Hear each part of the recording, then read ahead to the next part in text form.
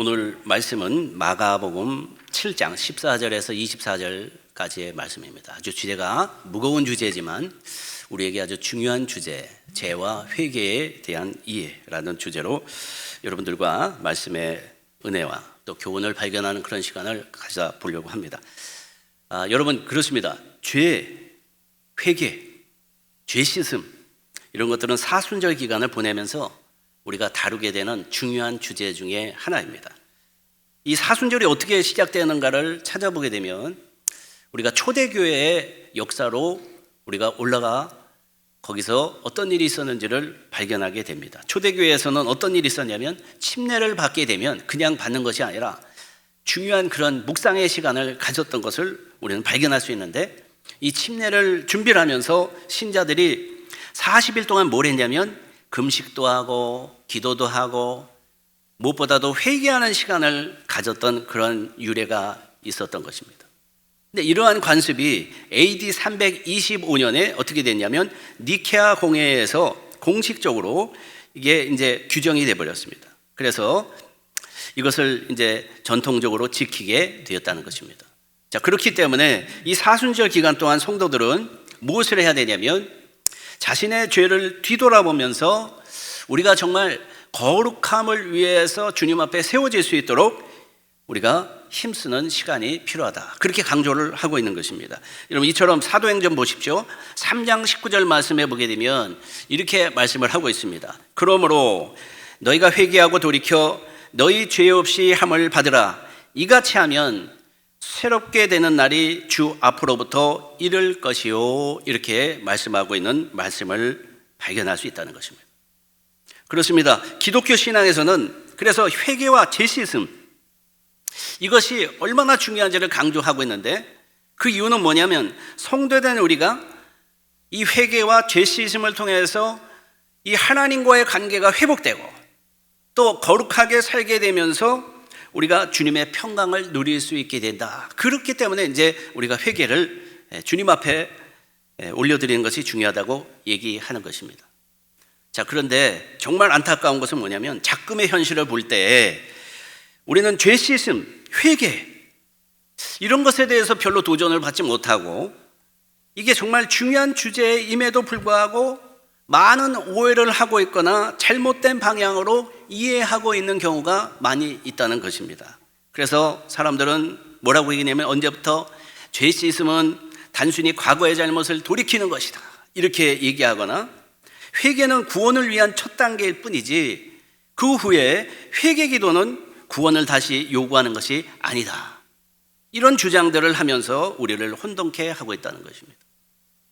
그러나 성경을 자세히 우리가 연구해서 보게 되면 거기서는 뭘 얘기를 하냐면 죄 씻음이라는 것은 우리가 현재와 미래의 삶에도 정결을 유지하게 하는 중요한 과제다, 그걸 가르쳐주고 있다는 것입니다.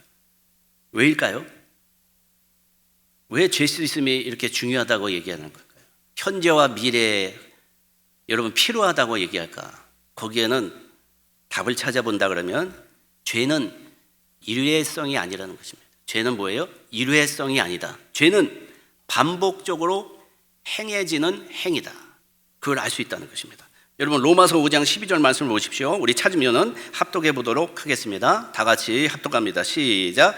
그러므로 한 사람으로 말미암아 죄가 세상에 들어오고 죄로 말미암아 사망이 들어왔나니 이와 같이 모든 사람이 죄를 지었으므로 사망이 모든 사람에게 이르렀느니라, 이런 말씀을 하고 있죠. 성경을 보십시오. 이 말씀이 얘기하고 있는 게 뭡니까? 인간은 본질적으로 죄를 지을 수밖에 없는 존재다, 그걸 묘사를 하고 있는 겁니다. 모든 사람에게 그렇게 되어버렸다는 것입니다. 이처럼 성경에서는 뭘 강조하냐면 인간은 불완전한 존재다, 불완전한 존재이기 때문에 세상의 유혹 앞에 우리가 어떻게 그걸 스스로 할 수 없는 존재라는 거죠. 그렇기 때문에 반복적으로 죄가 지어질 수밖에 없다, 그렇게 얘기를 하고 있다는 것입니다. 자, 그렇기 때문에 이 같은 사실을 우리가 알게 된다면 한번 물어보자는 거죠. 그런데도 불구하고 회개는 우리가 한 번만 해도 괜찮은 걸까요? 아니라는 것이죠. 그렇기 때문에 우리는 계속 우리의 삶에서 회개가 필요하다. 그렇습니다. 반복적으로 회개하고 정결함을 추구하는 그 삶을 우리가 신학적인 용어로 뭐라고 하냐면 성화의 삶이라고 해요. 성화의 삶. 그래서 우리가 예수 믿고 나서 구원을 얻고 난 이후에 자연스럽게 찾아오는 삶이 뭐냐면 성화입니다. 성화. 성화는 뭐죠? 거룩한 삶으로의 추구함. 자, 그런데 이 거룩함을 이루기 위해서 필수적으로 필요한 게 뭘까요? 우리가 죄 씻음이 필요한 거죠. 회개가 필요하다. 그렇습니다. 우리가 그렇게 돼야 우리는 뭘 누릴 수 있습니까? 하나님과의 관계를 지속적으로 유지할 수 있는 겁니다. 그리고 우리가 거룩하게 되어야 그 안에서 하나님께서 주시는 평강을 누리고 하나님께서 주시는 은혜를 발견할 수 있고 하나님께서 우리를 디자인할 때는 완전하게 우리를 디자인하셨거든요. 온전한 삶을 이룰 수 있게 된다는 것입니다. 그렇습니다. 그래서 오늘 우리가 보내는 사순절 기간이 지금 벌써 3번째 주일이죠. 그래서 오늘 설교의 주제로 여러분들과 나누면서 우리가 말씀을 통해서 깨달아야 되는 것은 뭐냐면 죄란 무엇일까? 죄 쓰심이란 무엇을 의미하는 걸까? 회개는 무엇인가? 우리는 무엇을 회개해야 되는가에 대해서 말씀을 함께 나눠보면서 영적 구원을 함께 발견하는 시간을 가져보려고 합니다. 자, 그러면서 먼저 우리가 질문해 보아야 될 질문은 뭐냐? 왜 죄 씻음과 회개가 우리에게 필수적일까? 왜일까요? 이 질문을 위해서 먼저 우리가 물어야 될 것은 가장 먼저 알아야 될 것은 죄가 무엇인가입니다. 죄가 무엇일까? 여러분 묻겠습니다. 죄가 무엇입니까? 죄가 뭘까요? 이 질문에 대해서 우리가 먼저 찾아봐야 되는 답은 일반적으로 우리가 생각하고 있는 죄에 대해서 먼저 알아야 됩니다. 일반적인 죄의 정의를 찾아보게 되면 이렇게 되어 있습니다. 죄는 도덕이나 법률, 사회 규범에 대해서 어긋나게 행동하는 것, 이렇게 정의되어 있는 것을 볼 수가 있습니다. 자, 그러니까 여기서 특징은 뭡니까? 죄라는 건 뭐냐? 도덕적이거나 법률적이거나 그 기준에 어긋나는 외형적인 행위가 나타나야 그것을 우리는 뭐라 그래요? 일반적으로 죄다. 예를 들어 보겠습니다. 규범이나 윤리에 어긋나는 행위가 있게 되면 우리는 뭐라 그래요? 죄라 그래요. 양심이나 도리에 벗어난 행위가 있을 때 우리는 죄다. 뭐라 그래요? 잘못이나 허물로 인해서 벌을 받은 그러한 행위가 있어야 우리는 그걸 뭐라 그랬죠? 죄라고 한다는 거죠. 여기서 특징이 뭡니까? 외형적으로 범법을 하는 행위가 있어야 우리는 일반적으로 이걸 죄로 생각하고 이건 죄다 이렇게 받아들인다는 것이죠. 자, 이것이 일반적이라는 것이죠. 그러니까 죄란 뭐예요? 우리가 알고 있는 일반적인 정의는 죄란 개인이나 사회에 정한 규범을 위반하는 행위다. 타인에게 피해를 주거나 사회에 악영향을 미치는 그 행위들이 나타났을 때 저건 죄다. 우리는 이렇게 생각한다는 것입니다. 이처럼 사회 규범적으로 보게 되면 이 외형적 행동과 그 결과에 초점을 맞추고 있다. 그걸 볼 수가 있죠. 그러니까 여기서 우리가 간과하지 말아야 될 것은 뭐냐면 마음의 상태의 죄에는 별로 의미 없다고 생각하는 게 일반적이라는 거예요. 그렇습니다. 마음의 상태 자체를 죄로 규정하지 않기 때문에 그렇기 때문에 우리는 어떠냐? 자, 그러다 보니까 사람들은 어떻게 생각하냐? 일반적으로 나의 행동이 도덕적으로나 법적으로나 어긋나서 나타나야지만 나는 죄를 졌다고 생각하죠. 그렇죠? 그러니까 마음만 먹는 건 거리가 먼 거예요. 나는 죄를 졌다고 생각하지 않는 것입니다. 그러니까 생각해 보세요. 누가 내가 나쁜 생각한다 그래서 경찰서에서 나를 검거를 할 겁니까? 법원에서 나를 출두하라 그럴 겁니까? 그렇게 안 할 거라는 것을 안다는 것입니다. 자, 그렇다면 우리가 알아야 될 건 뭐냐면 성경 말씀에서나 이 종교적 교리에서 말하는 죄란 어떤 모습일까를 우리가 잘 이해를 해봐야 된다는 것입니다. 어떤 것일까요? 성경에서 말하고 있는 죄에 대한 정의는 하나님과의 올바른 관계를 해치는 모든 행동과 사고까지를 죄라고 하고 있다는 것입니다. 여기서 뭐가 애드가 됐죠? 행동뿐만 아니라 사고까지도 가미가 되었다는 것입니다. 자, 오늘 우리가 함께 나눴지만 오늘 본문의 말씀입니다. 마가복음 7장 21절에서 23절까지 말씀을 찾으시면 우리 다 같이 오늘 합독해 보도록 하겠습니다. 시작. 속에서 곧 사람의 마음에서 나오는 것은 악한 생각과 곧 음란과 도둑질과 살인과 간음과 탐욕과 악독과 속임과 음탕과 질투와 비방과 교만과 우매함이니 이 모든 악한 것이 다 속에서 나와서 사람을 더럽게 하느니라. 이 말씀을 하고 있습니다. 자, 그러니까 오늘 본문에서 말씀을 보세요. 속에서, 그러니까 곧 사람의 마음에서 나오는 것이 뭐라 그랬죠? 악하다 그랬어요. 악한 생각, 곧 악한 생각, 이렇게 말씀하고 있습니다. 그러니까 이 이야기는 뭐냐? 행동으로 드러나지 않은 내면의 생각과 동기까지도 하나님의 기준에 보게 되면, 말씀의 기준에 보게 되면 어긋나는 경우 이게 죄다, 이렇게 정의를 하고 있다는 것입니다. 이처럼 우리가 성경을 연구하다 보게 되면 성경에서 말씀하고 있는 죄의 범위는 세 가지 범위다, 그걸 알 수 있어요. 자, 세 가지 범위, 첫 번째 뭘까요? 죄의 범위 첫 번째는 원죄입니다. 원죄. 자, 두 번째는 뭘까요? 내면적인 죄를 이야기합니다. 내면적인 죄. 세 번째 뭐예요? 외형적인 죄까지를, 세 가지를 포함해서 죄다, 이렇게 얘기를 한다는 것입니다. 자, 그러면 먼저 원죄가 뭘까를 알아야 되는데, 영어로 보게 되면 오리지널 sin 이렇게 되어 있습니다. 자, 이게 뭘 얘기를 하냐면, 원죄는 모든 인간이 태어날 때부터 죄의 영향을 받고 태어났다, 이렇게 성경에서는 얘기를 합니다. 누구로부터일까요? 아담으로부터 시작됐다는 것이죠. 이 원죄는 그러니까 우리가 태어날 때부터 가지고 죄의 상태로 태어나는 것을 얘기하는 것입니다. 그래서 모든 인간은 이 죄 때문에 어떤 관계에 있다 그러죠? 하나님과 단절된 상태로 태어났다는 겁니다. 뿐만 아니라 이 죄는 어떻게 우리에게 영향을 미치냐? 죄성이라고 하는 것을 각 개인에게 존재하게 만들었다는 거예요. 여기서 죄성이 뭘까요? 죄성은 죄를 짓게 만드는 경향과 성향을 이야기합니다. 자, 두 번째 죄, 바로 내면죄를 얘기합니다. 내면적인 죄. 자, 내면적인 죄란 뭘까요? 영어로 우리가 해석된 걸 보게 되면 inner sin 이렇게 되어 있습니다. inner sin은 뭐예요? 마음속에서 일어나고 있는 죄를 얘기합니다. 마음속에서. 자, 그러니까 마음속에서 일어나는 그 범죄들을 우리가 들어볼까요? 악한 계획이 있습니다. 의심이 있습니다. 교만이 있습니다. 질투가 있습니다. 증오가 있을 수가 있겠죠. 탐욕, 음욕, 정죄, 기타 등등 마음속에서 일어나고 있는 그 일들, 그걸 말하고 있는 거예요. 그러나 이 내면의 죄의 특징은 뭐니까? 행동으로 드러나지 않고 있다는 겁니다. 그렇기 때문에 사람들은 어떻게 생각하냐? 아니, 생각과 의도가 무슨 죄가 돼?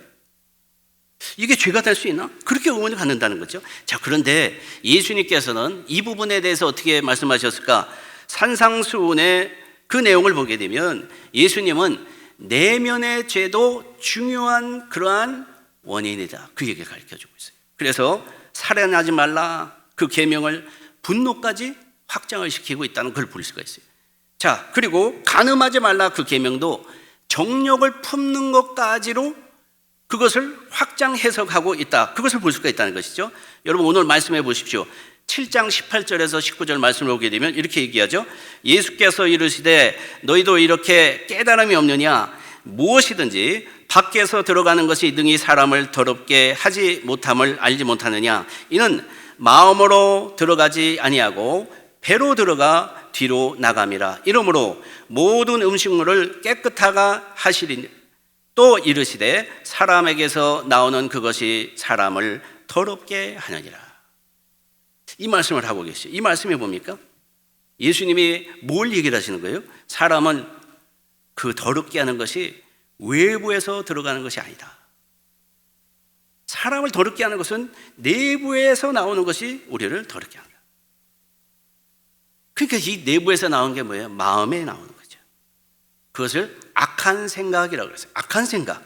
그러니까 음란, 도둑질, 살인, 간음, 탐욕, 악독, 속임, 음탕, 시기, 비방, 교만, 우매함, 정죄함 등을 예수님은 알려주고 있는 거예요. 자, 그러니까 우리가 이 사실을 알아야 된다.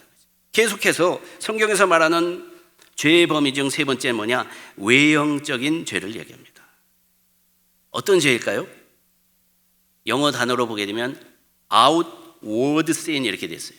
밖으로 표출되는 거, 나타나는 걸 얘기를 하는 거죠. 그러니까 외형적인 죄라는 말, 쉽게 얘기하게 되면 눈에 띄는 행동, 눈에 보이는 행동을 말하는 거예요. 그러니까 실제로 행동으로 드러나야 그것을 죄악이라 하고 있다. 실제로 행동으로 드러나는 죄악을 말하는 거예요. 이 모든 사실을 볼 때 성경에서 찾아볼 수 있는 죄의 범위는 그러면 어디까지가 해당이 될까요? 우리의 생각으로부터 세상에. 죄의 범위가 외형적인 것은 물론이라는 것이죠. 원죄와 죄성까지도 포함되고 있다는 것을 볼 수가 있다는 것입니다. 자, 그런데 대부분 우리들은 교회를 오래 다니고 성경 공부도 뭐 이런 반 저런 반 다 했다 그러고 많이 듣고 배웠다고 하지만 어떻게 생각했냐면 우리 머릿속에 죄의 범위는 딱 한 가지입니다. 외형적으로 사람들한테 이게 나타나야 된다 이렇게 생각한다는 것입니다. 이게 나타나야 심각하다. 그렇게 신앙생활을 그렇게 하고 있다는 것이죠. 그렇기 때문에 아니 내가 이렇게 외형적으로 나타나지 않고 있으면 뭐라고 생각해요? 죄와는 상관이 없다. 또 나는 신앙생활 시작할 때 회개했거든. 회개했는데 아니 죄와 그러면 전혀 관계가 없는 거 아니야? 회개할 필요가 없다고 생각한다는 것이죠. 그렇습니다. 오늘도 한번 옆 사람한테 물어보세요. 정말 죄가 없으십니까? 이렇게 물어보세요. 그럼 뭐라고 대답할까요? 아유 없지요. 그러면서 이렇게 얘기할 겁니다. 제가 죄를 졌으면 지금 이 자리에 있을 수 있겠습니까?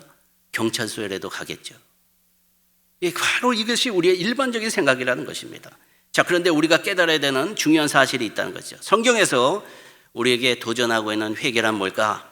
원죄, 내면죄, 외면죄 전체에 대한 회개를 바로 포함하고 있다는 사실을 알아야 된다. 자, 그렇다면 구원받을 때 회개한 것은 어떻게 이해해야 되는가? 그것은 나는 본질상 죄인이며 스스로는 하나님 앞에 설 수 없는 존재다. 그 사실을 깨닫고 우리가 마음을 돌이키는 것을 우리는 구원의 회개다. 이렇게 얘기를 한다는 것이죠. 그러니까 구원받을 때 회개는 세 가지가 들어갑니다.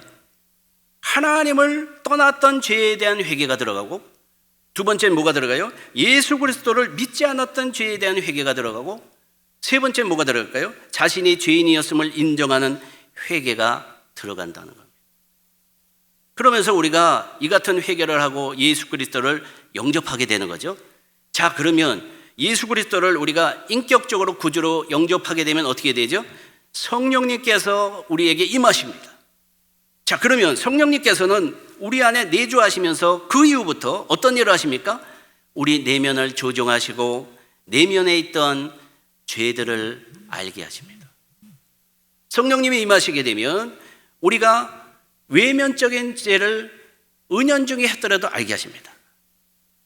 성령님께서 하시는 중요한 역할 중에서 하나를 대표적으로 뽑으라 그러면 성령님이 하시는 사역 중에서 가장 대표적인 것 하나를 뽑으라 그러면 뭐냐면 사람들에게 회개하게 하세요.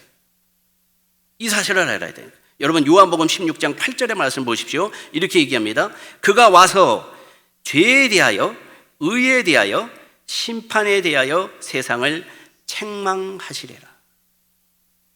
여러분 이 말씀을 하고 있죠. 사도행전 보십시오. 2장 37절의 말씀에서도 보게 되면 이렇게 말씀하고 있습니다. 그들이 이 말을 듣고 마음에 찔려 베드로와 다른 사람들에게 물어 이르되 형제들아 우리가 어찌할꼬 하거늘.